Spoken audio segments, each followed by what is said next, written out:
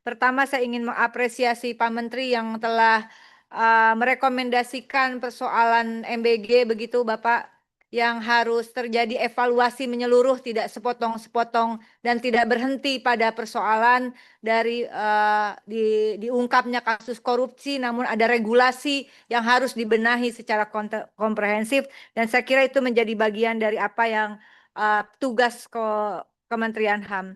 Dari paparan dan file yang sudah diberikan, kami tidak bisa menanggapi tambahan karena baru saja dibagikan begitu.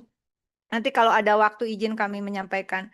Pagu indikatif Kementerian HAM tahun anggaran 2027 ditetapkan tadi oleh Kementerian Keuangan sebesar 728,129 miliar, meningkat 9,99 miliar atau hanya 1,39% dibandingkan pagu tahun anggaran 2026 sebesar 718,129 miliar.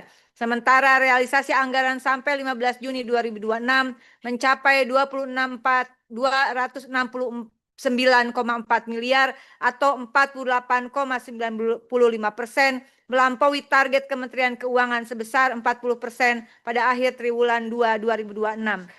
Kenaikan pagu tersebut harus dilihat dalam kerangka yang diingatkan oleh Pak Wakil Menteri HAM, bahwa dilihat dalam kerangka amanat Perpres nomor 156 tahun 2024, Pasal 5 menegaskan bahwa Kementerian HAM bertugas menyelenggarakan urusan pemerintahan di bidang HAM, sedangkan Pasal 6 memberi mandat perumusan kebijakan, penguatan HAM, pelayanan, kepatuhan HAM, supervisi, dan pelaksanaan tugas hingga daerah.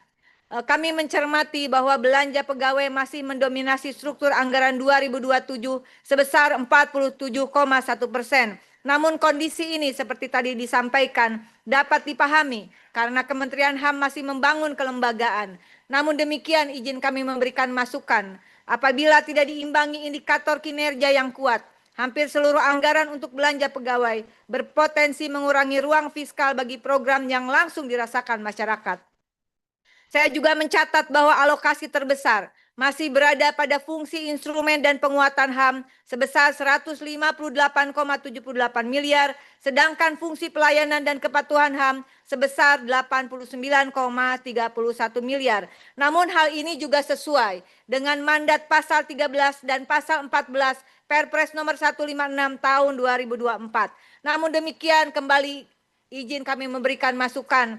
Pasal 16 dan pasal 17 juga perlu mendapatkan perhatian karena menegaskan bahwa pelayanan pengaduan, pembelaan, dan penilaian kepatuhan HAM merupakan fungsi strategis yang menjadi wajah negara dalam melindungi hak warga negara. Selain itu, belanja modal mencapai 764 juta, padahal di pasal 36 mengamanatkan transformasi digital dan pasal 40 mengamanatkan interoperabilitas data atau bagi pakai data dan informasi.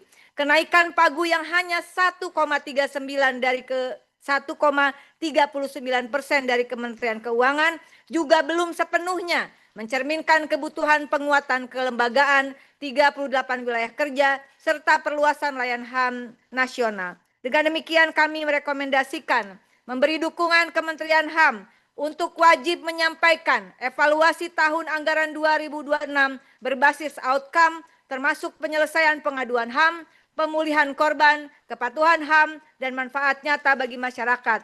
Kedua, kami memberi dukungan kepada Kementerian HAM untuk memprioritaskan anggaran 2027 untuk pelayanan, pengaduan, pembelaan, pemulihan korban, kepatuhan HAM, dan penguatan layanan hingga daerah sesuai amanat pasal 16 dan 17 Perpres nomor 156 tahun 2024. Ini sesuai arahan dari Wakil Menteri yang kita harus berpijak pada Perpresnya begitu Pak. Ketiga adalah kami mendesak Kementerian Keuangan dan Bappenas untuk memberikan dukungan penuh kepada Kementerian HAM dalam mempercepat pembangunan satu data HAM, transformasi digital layanan HAM, serta interoperabilitas data nasional sesuai amanat pasal 36 dan pasal 40 Perpres 156 2024. Keempat, kami mendesak Kementerian Keuangan perlu menerapkan penganggaran berbasis kinerja substantif dan manfaat publik serta memperkuat dukungan terhadap fungsi pelayanan HAM bukan hanya belanja birokrasi.